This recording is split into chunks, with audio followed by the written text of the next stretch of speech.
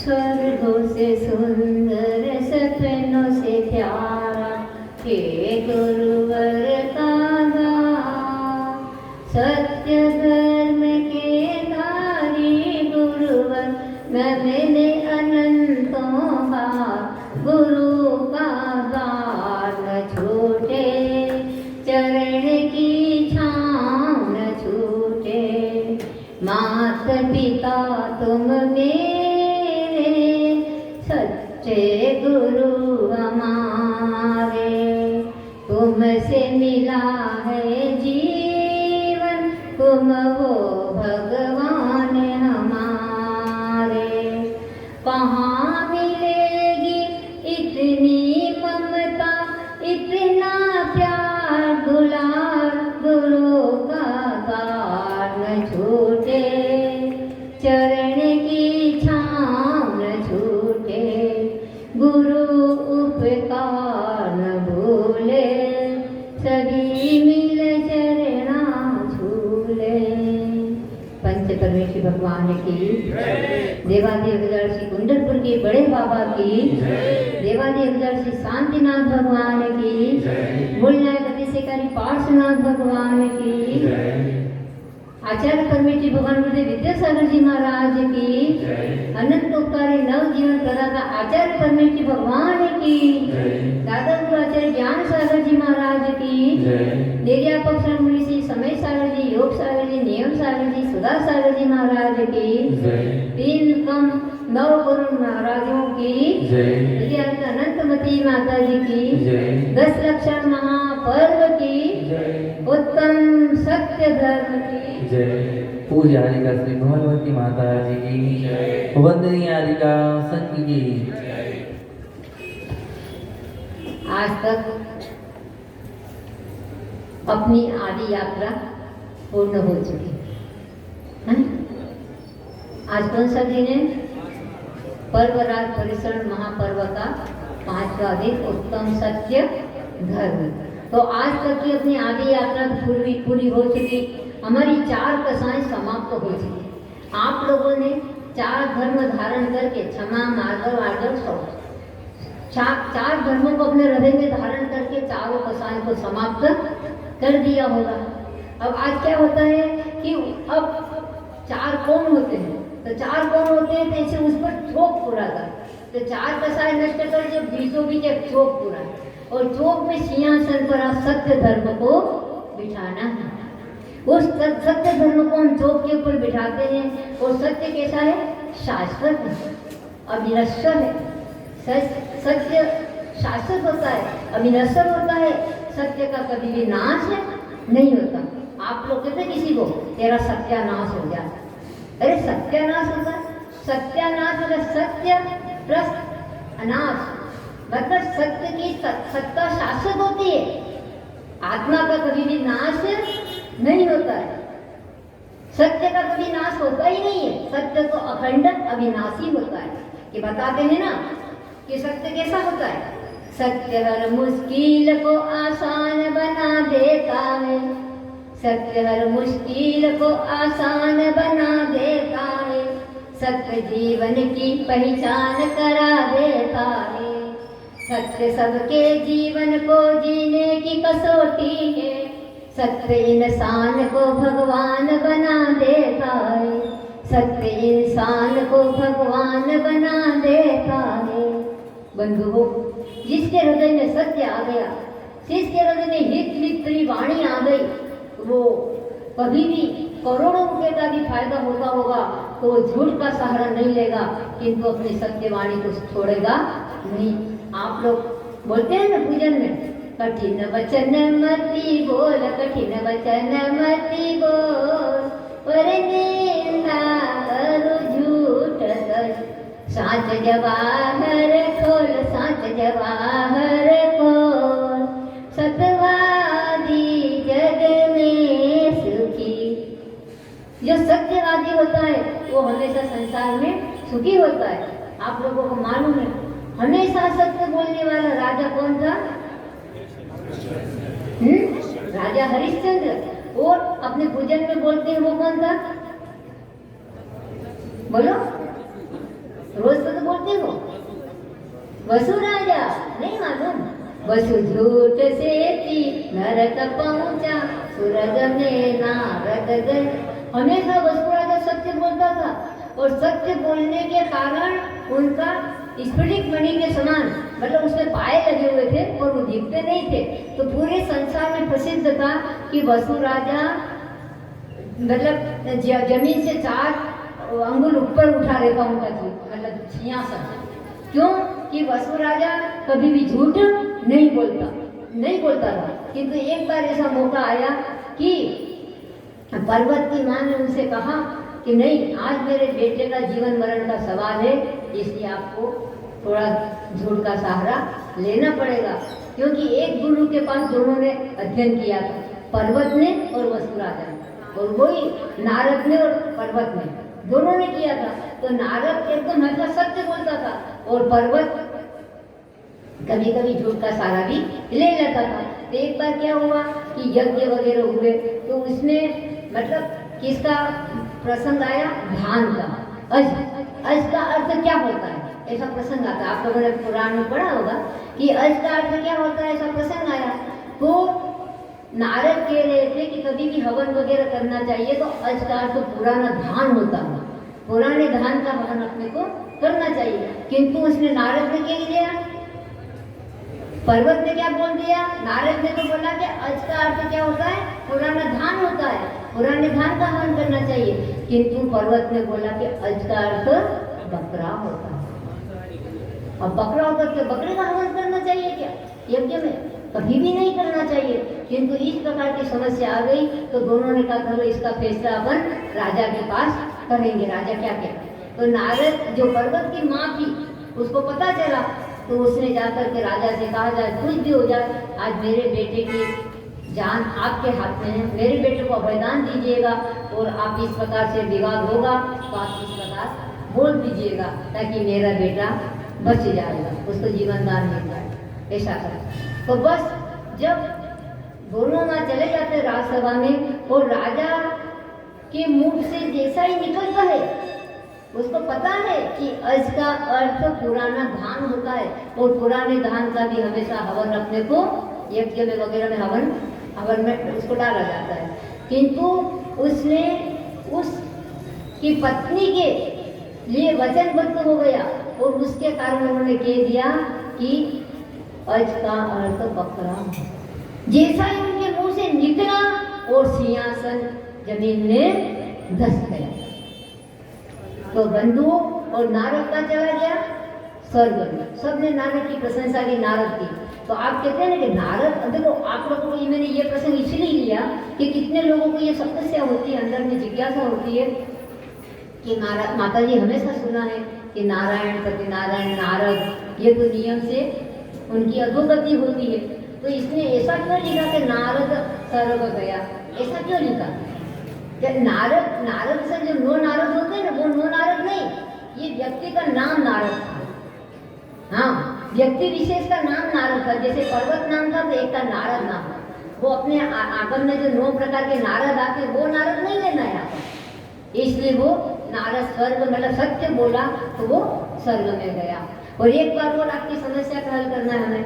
3-4 दिन पहले आपकी जिज्ञासा थी 16 कारण भावना, क्योंकि 16 कारण महाव्रत चल रहा है ना, 16 कारण का इतना बड़ा व्रत चल रहा है, कितने सारे 1-1 महीने के लोग व्रत भी कर रहे हैं 16 कारण व्रत। और 16 कारण के साथ क्या चल रहा है? 10 लक्षण व्रत चल रहा है। तो 16 कारण में आपकी क्या जिज्ञासा थी? क्या जिज्ञासा थी आप लोगों की? दाय और पाए की, है ना। बोलिए लाइन क्या थी? दरस विशुद्धि भावना भाव 16 तीर्थंकर पद दाय परम गुरु हो, जय जय नाथ परम गुरु हो। तो दाय मतलब इसमें दाय का अर्थ पाए नहीं, दाय शब्द ही अर्थ सही है, पर दाय का अर्थ क्या है? तो केवली और शुद्ध केवली के बावजूद में जो व्यक्ति, जो भक्त जीव 16 कारण भावना भाता है, 16 कारण भावना को मतलब भाता है, तो वो क्या होता है? तीर्थंकर पद को दाय मतलब देने वाली होती है।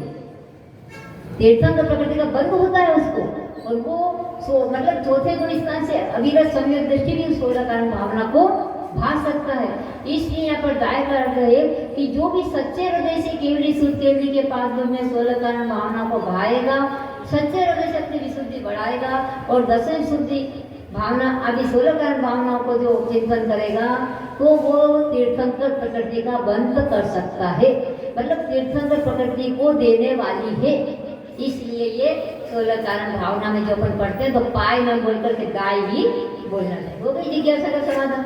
हम 2-3 दिन से सोचते रहे पर वो याद आता है पर फिर वो भूल जाता। तो मैंने कहा आज तो इनको पहले ये कर दो, बाद में करेंगे। अपने को प्रवचन करने नहीं जाता, समय आपका हो गया है, क्योंकि आप लोग इधर देख करते हो, हम अपनी कटौती करेंगे, है ना। अब अपने समय के पाबंदी तो अपन होते ही हैं, समय पे सब कार्य होता है, वो अच्छा लगता है। तो ठीक है, थोड़ा सा आपको हम देने का प्रयास करेंगे। तो अब क्या होता है, अगर आज तो अष्टमी का दिन है और ये 108 कलशों से अपन अभिषेक भी किया तो उससे भी अपने को थोड़ा समय लगा, किंतु वो भी एक महान पुण्य का अपन ने कार्य कर लिया। वो भी मौका बहुत कम आता, वर्षों वर्षों में हमेशा काम कर पाते। 108 कलशों से श्री जी का अभिषेक करना महान पुण्य का कार्य, बहुत बड़ी बात है ये भी। तो ये भी अपन ने बहुत अच्छा पुण्यानुबंधी पुण्य का अर्जन अपन ने किया। तो मैं आपको उधर ले जाना चाहती हूँ कि राज दरबार लगा हुआ है और राजा सिंहासन पर विराजमान है। एक सेठ जी अचानक खूब सारे रत्नों का काल भर करके राजा को समर्पण करने को आते हैं कि राजन ये आपके चरणों में समर्पित करता हूँ। राजन सोचता है कि देखो ये सेठ जी कितने उदार हैं, कितने उदार दिल के हैं कि इतने रत्न स्वयं के घर में है और स्वयं के लिए उपभोग नहीं कर रहा है, किंतु मेरे लिए समर्पित करने आया है। राजा भी बहुत खुश हो जाते हैं, वो रत्न उनके चरणों में समर्पित कर देता है सेठ जी, और धन्य धन्य हो जाता है। और क्योंकि अच्छी चीज होती वो अपने से बड़ों के चरणों में या तो देव शास्त्र गुरु में या राजा के चरणों में समर्पित करते ही हैं। अब क्या होता है कि वो इतने सुंदर, वो इतने बहुमूल्य रत्न थे, लाखों लाखों रुपए के। तो राजा को मन में आया कि इसकी खूब अच्छी मुद्रा बनाई जाए, राज मुद्रा।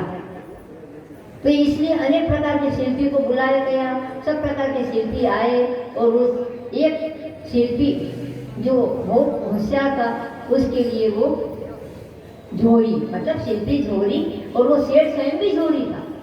तो शिल्पी के माध्यम से और सेठ के माध्यम से एक रत्न उनको अच्छा बहुमूल्य करोड़ों रुपए का ऐसा रत्न दे दिया गया कि इसकी राज मुद्रा बना दी जाए। नग लगाते हैं ना रत्नों, ऐसे करें।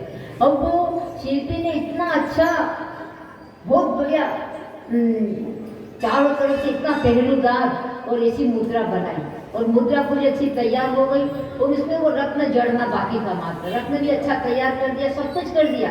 सेठ के यहाँ पर वो रत्न आ गया शिल्पी के माध्यम से, और सेठ स्वयं भी झूरी था, वो भी सब प्रकार की कला जानता था। अब सेठ को क्या करना है, रत्न तैयार है, मुद्रा सब तैयार है, खाली उस रत्न को उसने मुद्रा में फिट करना है, ये काम। तो वो सेठ जी के यहाँ रखी मुद्रा रखी हुई है और वो रत्न पूरा रखा हुआ, सब कुछ रखा हुआ और फिट करना है। इतने में क्या होता है कि वो रत्न में इतनी विशेषता थी कि जैसे ही उस रत्न को उसमें मुद्रा में फिट करे तो एक दो नहीं, हजारों उसमें रत्न चमकने लग जाए। जैसे आजकल होता है ना, एक ही भगवान जी विराजमान करते हैं किंतु इस प्रकार का कांच या ऐसे कांच लगा देते हैं कि लंबी लाइन तक खूब सारे भगवान देखते हैं। भगवान जी एक विराजमान, पूरी 24 दिखती है, होता है ऐसा, देखते अपन। तो इस प्रकार से ऐसा पहलूदार रत्न था कि उसमें वो रत्न विराजमान, उसमें मतलब जड़ाते हैं मुद्रा में तो खूब सारे सहस्त्रों रत्न उसमें चमकने लगते हैं। इस प्रकार का बहुमूल्य करोड़ों रुपए का रत्न था और बस वो जड़ना बाकी था। और इधर क्या होता है कि ये एक दिन का दूसरे दिन का काम था करेंगे और दूसरे दिन अचानक क्या होता है, महान पुण्य का उदय कि चारण रिद्धिदारी अवधि यानी मुनिराज आकाश मार्ग से उतरते हैं चर्या के समय। सभी लोगों मतलब वहाँ पर पहले क्या होता था कि हमेशा चर्या के समय सब लोग अपने घर में आंगन में खड़े होकर पड़गान करते कि कोई भी रिद्धिदारी मुनिराज आ जाए। सभी श्रावक का नियम रहता कि 10 बजे पड़गान करने खड़े होना और गुरुदेव की बाट धोना, कोई भी आ जाए रिद्धिदारी मुनिराज कभी भी आकाश मार्ग से उतर के आ जाते थे और गाँव में भी साधु विराजमान रहते ही थे। तो बस और उस समय सभी श्रावक इतने गदगद भाव से अपने घर में खड़े हैं पड़गान करने को और मुनिराज जंगल की ओर से आते आ रहे हैं विहार करके, और आते हुए पड़गान के चर्या के समय अपनी मतलब नवदा भक्ति अपनी विधि लेकर के आ रहे हैं। सभी श्रावक सोचते हैं आज तो मुनिराज का पड़गान हमें मिल जाए। आज हमें एक मुनिराज थे उस समय और सबको, किंतु देखो महान पुण्य का उदय इधर भी पता चला। वो सेठ जी महान धर्मात्मा थे, जौहरी थे, उनको पता चला अरे मुनिराज आ रहे हैं, तो वो भी जल्दी से बाहर निकल के पड़गान के लिए खड़े हो जाते। पहले घर घर में शुद्ध भोजन तो करते ही थे, सही मुँह से शुद्ध भोजन करते थे, इसलिए अतिथि सौभाग्य हमेशा करते ही थे। अब ऐसा नहीं कि तुम चौका लगाओ, तुम चौका लगाओ, चौका वौका नहीं लगाना, रोज स्वयं का चौका लगता ही था। और उसमें साधु को भी निरंतराय हाथ होते थे क्योंकि स्वयं शुद्ध भोजन करते थे। तो बस सेठ जी के यहाँ महान पुण्य का उदय आया कि वो मुनिराज का पड़गान हो गया। सेठ जी गदगद भाव से नवदा भक्ति करते हैं, पड़गान करते हैं, अंदर अपने चौके में ले जाते हैं और 5 प्रक्षालन जो भी पूरी नवदा भक्ति होती है वो पूरी विधि पूर्वक को करते हैं। 5 प्रक्षालन कर लिया, गंधोदक ले लिया, सब कुछ कर लिया। अब अंदर वो सेठ जी चौके के अंदर थाली बताते ना, तो थाली लेने के लिए अंदर चौके में चले जाते हैं। इसलिए में अचानक 1-2 मिनट के लिए कोई घटना घट जाती है। मुनिराज तो स्वयं अवधि ज्ञानी थे और आंखों से भी साक्षात देख रहे थे कि क्या घटना घट रही है। अब क्या करें? मुनिराज सोच रहे हैं कि देखो ये कौन सा महान पाप कर्म का उदय आ गया है मेरे लिए, मैं आहार करने आया था, किंतु एक तरफ देखो तो खाई और दूसरी तरफ देखो तो वज्र पाप। हे भगवान, मन में सोचते हैं अब मैं क्या करूं, किस प्रकार से इस कर्म को टालूं।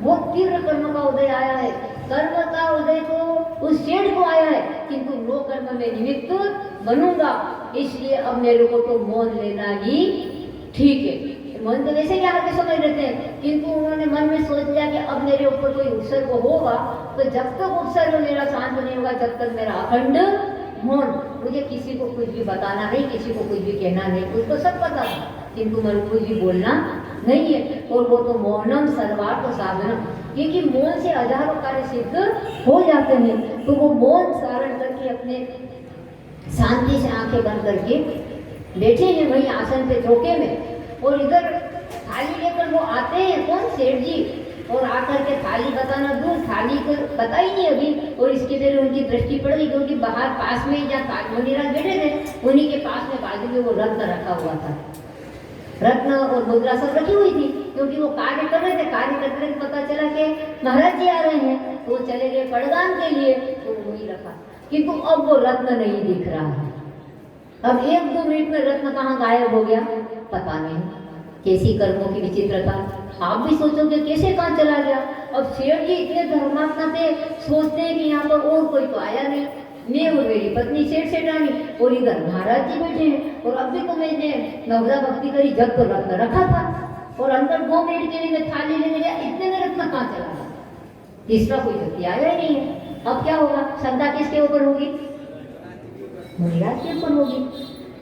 स्वाभाविक है ना, हम आपके चौके में बैठे हो, आप 2 जने हो और आपका कोई भी सामान घूम जाएगा तो 1 सेकंड के तो लगेगा। माता जी के साथ कोई था ही नहीं चौके में, गया कहाँ?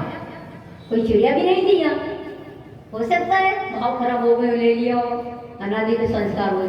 इस प्रकार के सेठ के मन में भी ऐसे भाव आ गए, वो आड़ दान देना तो भूल गए, क्योंकि करोड़ों रुपए का वो रत्न और राजन को भेंट में करना है चढ़ा करके राज मुद्रा के रूप में। अब वो चाहता था कि मैं कुछ नहीं करूं, उसके लिए भी समस्या थी। वो अपना धर्म सुरक्षित रखना चाहता था, किंतु वो नव का मिलना भी जरूरी था। अब क्या करे, उसके सामने भी समस्या है। उसने कहा महाराज जी कृपा कीजिए, आपको बारंबार नमोस्तु, अभी यहाँ पर रत्न रखा था, कहाँ चला गया आप बताइए। महाराज जी मौन। किसने उठाया? आप तो बैठे थे ना, आपके सामने किसी ने उठाया होगा, बताइए।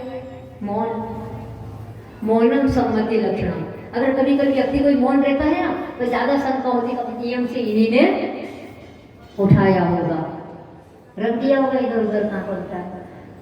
2-3 बार बोला, किंतु महाराज जी कुछ भी नहीं बोलते। वो तो अपनी आत्मा का चिंतन कर रहे हैं कि मैं एक हूँ, अकेला था, अकेला रहूंगा और अकेला हमेशा शाश्वत आत्मा के रूप में सिद्धालय में भी जाऊंगा तो मेरी आत्मा शाश्वत अकेली रहेगी। इस प्रकार के वो तो अपने आत्मा का ध्यान कर रहे हैं। और इधर उसने आओ देखा न ताओ।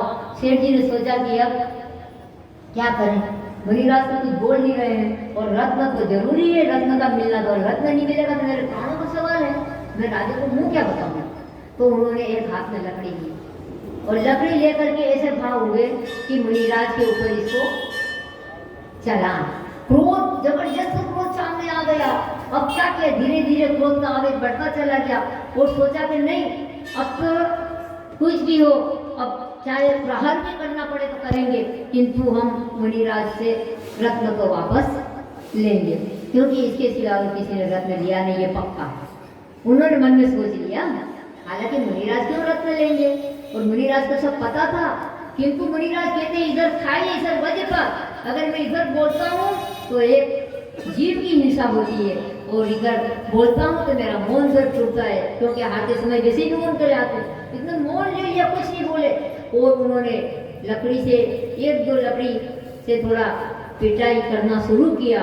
महाराज जी अपने मन में ध्यान में बैठे हैं और विचार कर रहे हैं, निंदा करे स्तुति करे तलवार मारे, या आरती मणिमयी सहसा उतारे, साधु तथापि मन मोन धारे, बेरी सहोदर जिने एक सार सारे। कितना चाहे कोई निंदा करो, चाहे तलवार मारो, चाहे आरती मणियों की उतारो, साधु को उससे कोई मतलब नहीं, वो तो अपनी आत्मा में लीन होते हैं और आत्मा में लीन होकर वो अपना ध्यान करते हैं। उनको चाहे कोई निंदा करे चाहे प्रशंसा करे, न हर्ष न विषाद, इस प्रकार के वो तो अपनी आत्मा में लीन है। और इधर वो लकड़ी से पिटाई करते, तो जैसे ही लकड़ी से उन्होंने मारना शुरू किया महाराज जी को, इतने में क्या होता है कि वो हल्की फुल्की लकड़ी थी, उसमें से एक छोटी सी गिल्ली, बोलते हैं ना गिल्ली, ऐसी एक गिल्ली का टुकड़ा निकल गया। और गिल्ली का टुकड़ा निकल के कहाँ गया, जैसे कि पुलिस चोर को पकड़ लेती है, इस प्रकार उस गिल्ली के टुकड़े ने चोर को पकड़ लिया। कैसे पकड़ लिया माता जी गिल्ली के टुकड़े ने चोर को, कि उसी सेठ के आंगन में, जहाँ पर रसोई घर के पास में एक वृक्ष था और वृक्ष के ऊपर एक पक्षी बैठा हुआ था, वो पक्षी था मयूर, मोर। मोर जानते हैं आप, मोर।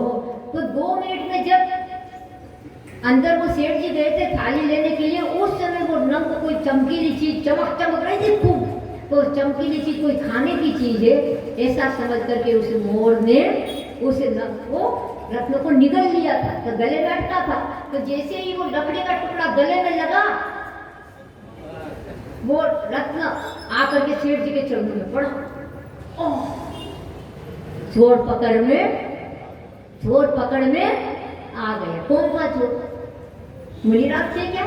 नहीं, उन्होंने अपनी आंखों से देखा सेठ जी ने, मेरी आंखों के सामने वो मोर की गले में से निकला और झटके से वो इधर आकर के रत्नों का गिरा, आकर के रत्न गिरा। अब क्या किया, बहुत बड़ी समस्या, आंखों से झरझर आंसू गिर रहे।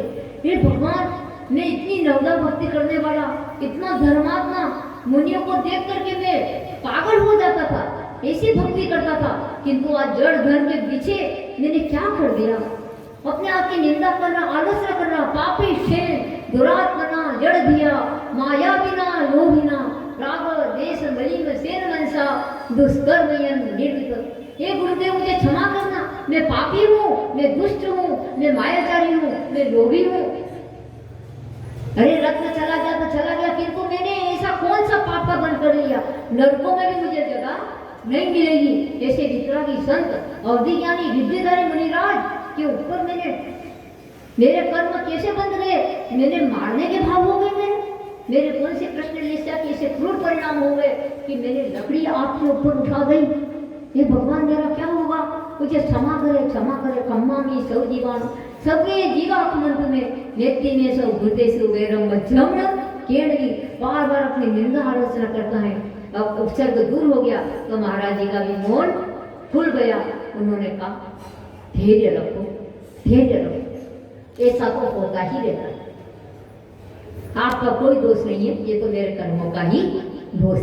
साधु हमेशा अपने कर्मों के ऊपर ही दृष्टिपात करता है और ये विचार करता है मैंने किया विगत में कुछ पुण्य पाप, जो आ रहा उदय में स्वयमेव आप। होगान बंद जब लो तब लो न राग, चिंता नहीं उदय की बनुगी पराग। साधु जब भी उत्सर्ग आता है, परिसर आता है, तो यही विचार करता है कि जो कर्म उदय में आया है आने दो, किंतु नया कर्म का बंध न हो। मुझे समता से सहन करना है, ताकि कर्म उदय में आया है उसकी स्थिति पूरी होगी, वो चला जाएगा। किंतु मुझे चिंता नहीं उदय की, जो कर्म उदय में आया उसकी मुझे चिंता नहीं है। करूँ राग, मैं राग और द्वेष नहीं करूंगा और समता परिणाम रखूंगा, तो कर्म उदय में आया है चला जाएगा, किंतु मुझे नया कर्म का बंध नहीं होगा। ये जीने की कला होती है बंधु। साधु संत त्यागी व्रती हमेशा आप लोगों से, सामने वालों से नहीं डरते हैं, जिसने प्रहार किया उससे नहीं डरते हैं, किंतु अपने पाप से डरते हैं। पापी से नहीं, पाप से घृणा करो। तो वो हमेशा कहते हैं नहीं, मुझे नए कर्म का बंध नहीं होना चाहिए भगवान, मुझे तो एक दो भूमि कर्मों का क्षय करके मुक्ति को प्राप्त करना है।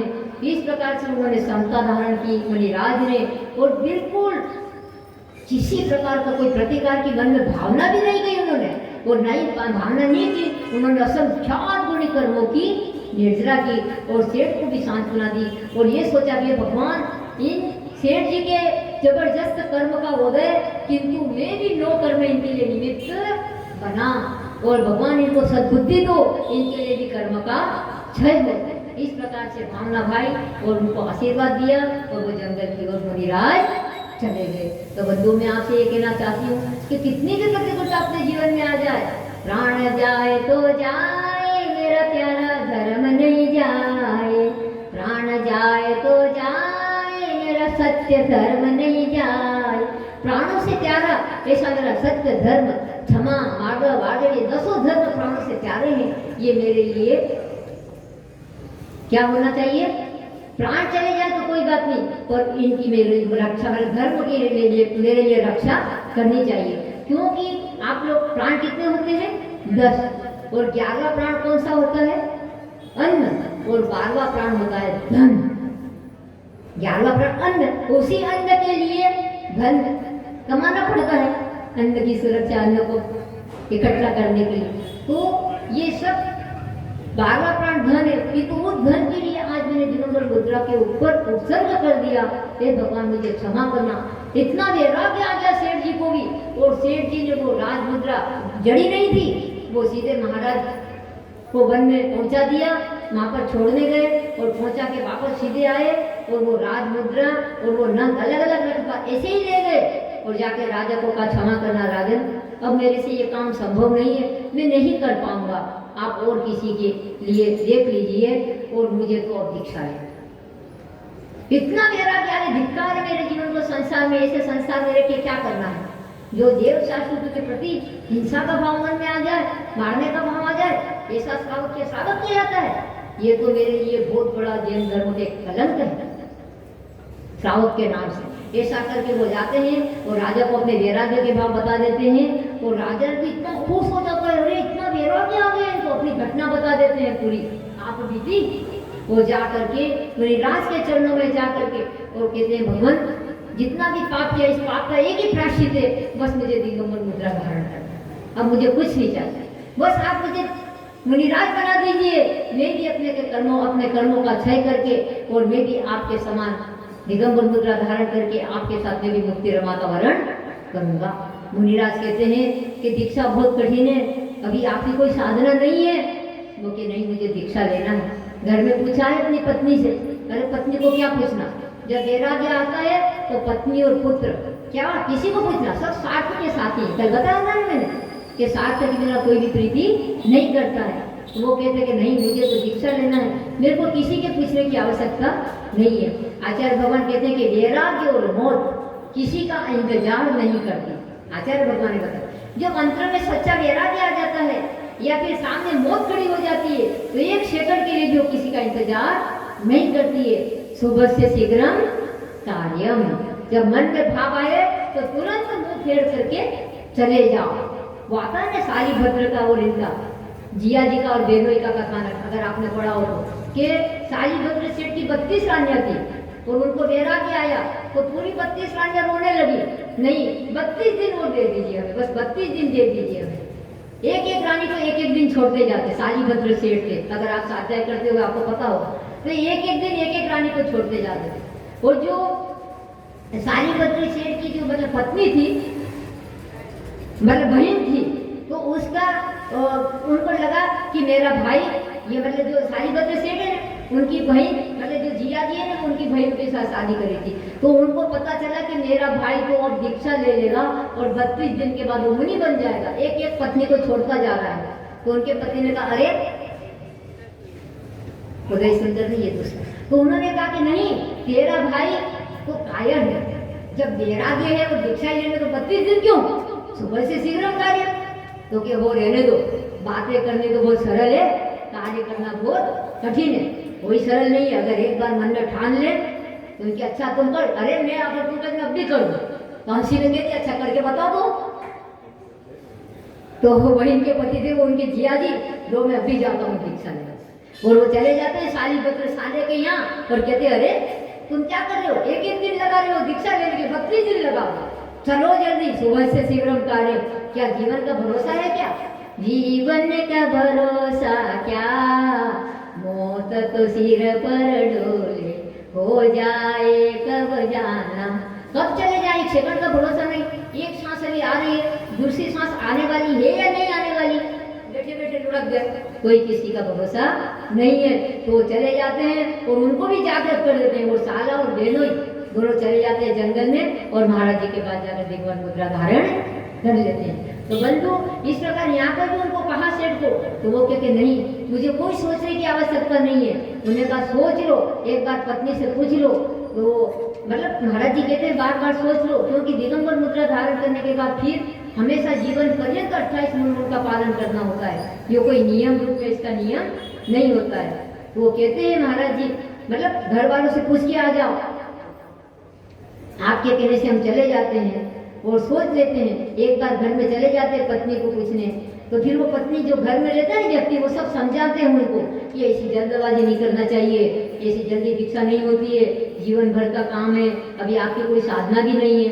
तो बताते हैं जरा सोच लो समझ लो भैया, ये संयम सुबेरु का भार है, यो कठिन व्रतों का पालना बच्चों का नहीं खिलवाड़ है, कोसे हजारों पैदल चलना, हाथों से लोचन करना, लेने को निर्दोष गोचरी, गांव गांव घर घर फिरना, बोलो आत्मा तुम्हारे तैयार है, तप साधन का यही अवतार है, यो कठिन व्रतों का पालना बच्चों का नहीं खिलवाड़ है।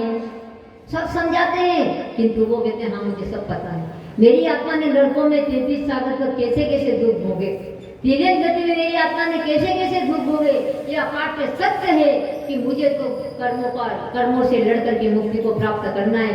जब पराधीन होकर मैंने ऐसे ऐसे दुख भोगे, तो क्या स्वाधीन होकर के मैं दिगंबर मुद्रा धारण करके परिशोपचार को सहन नहीं कर सकूंगा, अवश्य करूंगा। और वो चले जाते हैं और जा करके वो सेठ जी मुनि दिगंबर मुद्रा धारण कर लेते हैं। बोलो दिगंबर महासंतों की, साधु परमेश्वर भगवान की, धन्य है उनका जीवन। उन्होंने पाप भी कर लिया था, किंतु देखो जो कम में सूरा सो धम में सूरा, कर्म में जो सुर होते हैं वो धर्म में भी सुर होते हैं। अपन लोग तो कर्म करना जानते हैं, मतलब पाप तो अपन लोग कर लेते हैं, किंतु धर्म में अपन इतने सूरवीर नहीं हो पाते हैं कि उस कर्म को जल्दी से अपन गला दें। किंतु वो सेठ जी तो सच्चे सम्यक दृष्टि से धर्मात्मा थे। कोई तीव्र पाप कर्म का उदय आ गया ऐसा, और राजा सामने दिख रहा था, इसलिए इस प्रकार उनके मन में भाव आ गए और मुनि के प्रति उनके ऐसे भाव है, तो मुनिराज ने तो नहीं किया था, ऐसे भाव आ गए। तो बाद में पश्चाताप करके दिगंबर मुद्रा धारण करके उन्होंने भी अपना कर्म का नाश करने के लिए वो आत्मा तैयार हो गई। तो मुनिराज और वो सेठ जी परंपरा से दोनों मुक्ति को प्राप्त करेंगे। तो मेरा यही कहना है बंधु, 10:15 बज गए, समय आपका हो गया, वैसे 10 बजे का समय पर 10:15 बज गए, कोई बात नहीं, बस अब 9 से 10 है, पर वो नहीं होता है, वो भी अपन ने 15 मिनट दे दिया ज़्यादा। तो अब यही ध्यान रखना, अगर आपको प्रवचन सुनना है, अच्छा काम करना है, और 6 आज कितने दिन निकल गए? 5। अब कितने बचे? 5। अब 5 दिन आपको अच्छे से ऊर्ध्वगमन की यात्रा करना है, तो समय का ध्यान रखते हुए आप अपना काम करेंगे तो आपको लाभ मिल सकता है, क्योंकि समय का तो हमेशा अपने को ध्यान रखना ही चाहिए। कोई भी काम समय से बाद में होता तो उसका फल भी फिर अच्छा, अपने को मन भी ज़्यादा नहीं लगता है। तो मैं आपको यही कहना चाहूँगी कि अपने को सब काम समय पे करें और सुबह से शीघ्रम कार्यम, इस सूत्र को हमेशा अपने जीवन में याद रखना। मुनिराज है, देखो वो मुनिराज बोल देते कि वो मोर बैठा है, इतनी सी उंगली बता देते, नहीं बता सकते थे क्या? नहीं, अगर मैं उस ऐसी उंगली बताऊंगा तो एक पंचेंद्री संगी पंचेंद्री मोर की हिंसा होगी। सत्य धर्म है आज, सत्य धर्म भी ऐसा बोलो कि जहाँ पर जीवों की हिंसा न हो। एक संगी पंचेंद्री तीरंज की रक्षा के लिए उन्होंने स्वयं इतना उपसर्ग सहन करना शुरू कर दिया, स्वयं सहन करना अपने मंजूर कर लिया, किंतु पंचेंद्री तीरंज मोर की रक्षा करना उन्होंने अपने जीवन में जरूरी समझा। अगर वो इतनी उंगली बताते थे और सेठ को पता चलता कि तो वो तुरंत उनको लकड़ी से पछाड़ करके मोर की मृत्यु हो जाती और नंग उगल जाता, पर नहीं, संगी पंचेंद्री तीरंज की उनको मुनिराज को पूरा पता होता, वधी ज्ञानी भी थे, उनकी आंखों के सामने ही मयूर आकर के ले गया रत्न को, उन्होंने तो आंखों देखा हाथ था, किंतु फिर भी वो मौन रहे, एक शब्द भी उन्होंने बोला नहीं, यहाँ तक कि इशारा भी नहीं किया। और उन्होंने अपनी पंचेंद्री संगी तीरंज की भी रक्षा की, अपने धर्म की रक्षा की और साथ में सेठ जी के जीवन की भी रक्षा की कि सेठ जी को कितना वैराग्य हो गया, उनके भी आत्मा का उद्धार हो गया। ऐसे महाराज होते हैं, ऐसे साधु संत होते हैं कि हमारे निमित्त से किसी को भी थोड़ा सा धक्का न लगे। इस प्रकार से जीने की कला अपने अंदर भी आनी चाहिए कि हे प्रभु, हमारे मन से, वचन से, काय से, कार्य अनुबंधना से किसी भी जीव को धक्का न लगे। ये अंतरंग तप कहलाता है। अब तप का दिन आ रहा है ना आगे, तब के दिन बताएंगे अंतरंग तप क्या कहलाता है, बहिरंग तप क्या कहलाता है। इसलिए ऐसे ही क्षमा की मूर्ति हमारे आचार्य भगवान है। कितना कोई कुछ कहे, कितने कोई किसे पिछवाड़े, क्योंकि देखो बुराई और भलाई दोनों संसार में तो होता ही रहता है। अगर अपन जाके गुरु जी से कि आचार्य भगवान ऐसा ऐसा हुआ है, ऐसी ऐसी घटना घटी है, या ऐसा ऐसा सुना है आपके बारे में, या ऐसा हुआ, तो तुम सुनते क्यों हो? किसने कहा तुम सुनो? कान बंद करो, मौन रहो, आउट ऑफ कोर्स में नहीं जाना। अपना जो लक्ष्य है पीछे लेकर के कर्म क्षय करना, एक ही लक्ष्य को याद में रखना, हमें कर्म क्षय करके मुक्ति को प्राप्त करना है।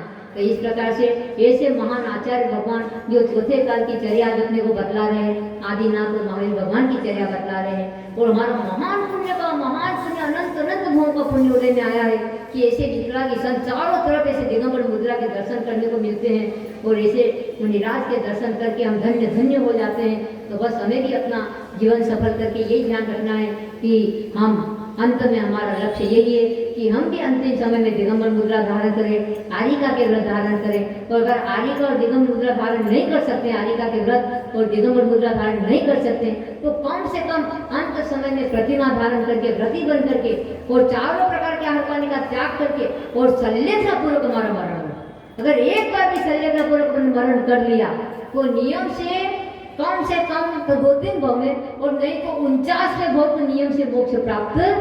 हमारे बड़ा प्रतिबंध करते हैं हम लोग चतुर्दशी को, उसमें आया 7-8 नहीं, शल्यग्रह के कारण तो 7वें-8वें भव में नियम से मोक्ष जाता है, और सम्यक दर्शन प्राप्त कर लेता है तो अर्धपुत्र परावर्तन के बाद मोक्ष जाता है। इस प्रकार से अपने को सम्यक दर्शन के सहित रत्नत्रय का पालन करना है, वो श्रावक के धर्म को अंगीकार करना है, और यही भावना पाने के भगवान, हम जो भी व्रत उपास कर रहे हैं, धर्म ध्यान कर रहे हैं, उसका फल एक ही मिले, मेरे दुखों का क्षय हो, कर्मों का क्षय हो, शुभ गति में गमन हो, समाधि पूर्वक मरण हो, और जीन गुण संपत्ति हो मध्यम। जो जिनेंद्र भगवान आपने संपत्ति प्राप्त की है, वही संपत्ति मुझे भी प्राप्त हो। तो अंत में मैं आपसे ये कहना चाहूंगी कि बस बिरला जाने सत्य को, बिरला सत्य सुनन, बिरला माने सत्य को, बिरला श्रद्धा वंत। इसलिए अपने को हमेशा ऐसी वाणी भी बोलना चाहिए, क्योंकि आज सत्य धर्म का दिन है, तो हित मित प्रिय वचन भी बोलना चाहिए। सत्य धर्म के बारे में आपको बताया, तो सत्य धर्म की वाणी के बारे में बताया, हित मित वाणी बोलिए मित्र बने 1000, कटु वचन कांटे चुभे, दुश्मन बने 1000। बोलो उत्तम सत्य धर्म की, आचार्य विद्यासागर जी महाराज की। जाओ, सभी लोग खड़े हो जाएं, करते हैं निर्माण।